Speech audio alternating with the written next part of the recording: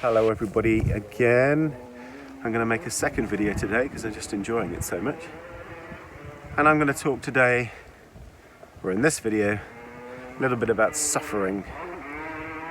And suffering is a good thing and a bad thing.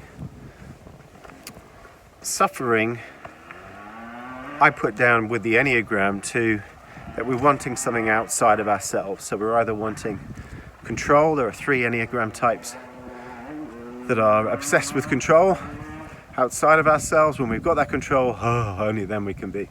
There are 3 Enneagram types that are obsessed with security, and they're obsessed with getting that outside of themselves because only then they can be.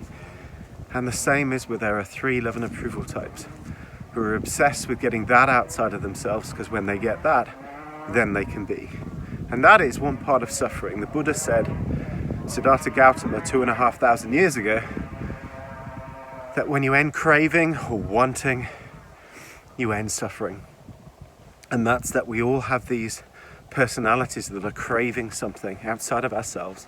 And this is why the creation of stillness, meditation, creating being, opening the heart, grounding into the body, are all essential practices so we can create being and come out of that perpetual, incessant suffering that the mind creates. But suffering such as depression, anxiety, okay, on some level, they're awful. I had them myself terribly. I even had some of both of those last year because lockdown was so hard. Lost my relationship. I lost all of my clients in person.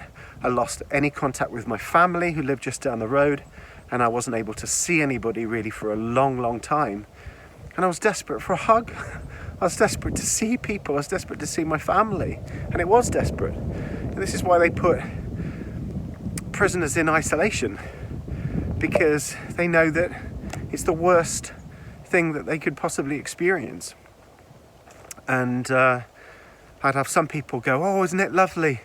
The fact that, people are learning to be so much more. And on one level it was nice, but they had families and they were spending time with their loved ones. And I was all alone. I felt horrible. I hated it. But I found a way through that all by meditating and working on myself and actually learning to love the aloneness, learning to love the opportunity that COVID was giving me and the rest of the world. But that's one way to overcome suffering, and that's to love it all. I've just written a song called To Love It All. Many of you may not know, but I am a musician. I was in a signed band once. We didn't get anywhere. But music has always been something of somewhat of a therapy for me, and I've been a songwriter since I was 16, so 30 years. And I love it. Don't have much of a following. You can go and find me, Daniel Alexander Hill, and I've got 51 songs in a playlist on there, all my own music. Some of it good, some of it not so good. But that's something, So suffering is it, when I've seen clients over the years in a terrible places of anxiety and depression, like I once was throughout my life, it was telling me to create a better life. You don't get a text message in your brain going, hey, create a better life today, Daniel. It doesn't. It shows up as symptoms in our body, physical ones, and it shows up as mental problems like anxiety and depression, and all different other kinds of neuroses. We're all here to grow, and I've got a big book, actually, $129 book from the States. I've used that since 2008 with clients all over the world, as much as myself, and it's so accurate. It's an A to Z of all health conditions, and basically tells what's going on at an unconscious level. And often those things are deeply rooted into dysfunctional families, and so our problems get started in childhood, because that's where the brain's growing and where we're developing beliefs about ourselves and beliefs about the world. One of the pages has just a summary of what chronic disease is, and I remember just zeroing on that because it was like so true of every single disease in there. and how we can overcome it. And basically of serious disease, or I think it's under chronic disease, it says, hell no, I will not grow.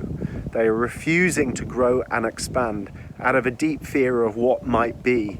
They would rather choose with the unpleasant present than take a chance on an unknown future. And so really, we all grow, we all have to grow, and we grow beyond our limitations. This is how this work works. You grow beyond your limitations. You grow beyond the anxiety. You grow beyond the depression. You grow beyond the disease. I mean, many people have had heart attacks and gone on and changed their lives profoundly. People have done the same things with cancer. I've done the same thing with my life, on my journey, with my illness, my almost near suicide. It's amazing what the mind can do when you start using it, rather than having the mind use you, which often happens in the world. People feel a victim to their minds. What I do is teach them how to use their minds. One thing you can do, and there's many things that I do, I mean masses of things, but one thing that I do is help people to work on what it is that they would wish to experience. And you need to be really clear on that, clear on your outcome. What do you wish to experience? Now, it sounds all very simple, that, and on one level it is, but the other level is that the thing that's preventing you from that is A, you're not doing it enough, and B, more importantly, is you've got a whole load of unconscious limitation, blockage that's telling you you can't manifest it.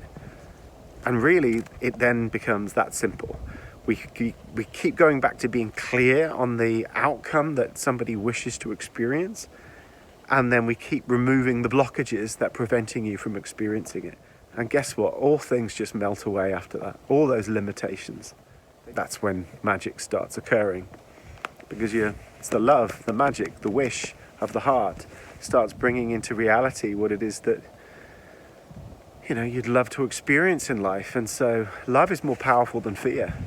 Love, you could concrete over the whole of this, forest down here, but the forest would come through. And it's the same with your wishes. This is like the mind concreting over your wishes, saying, no, it's not possible, you can't. But then what will break all of that is life, love, nature. It's our nature to love, to do things that we love to do. And, we grow when we love ourselves. We grow when we make love more important than fear. We grow when wishes become more important than wants.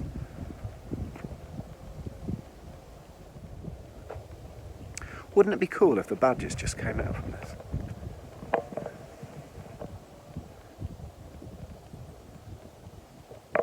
Hello, Mr. Badger. So, let it be said, in the words of Lenny Kravitz, let love rule.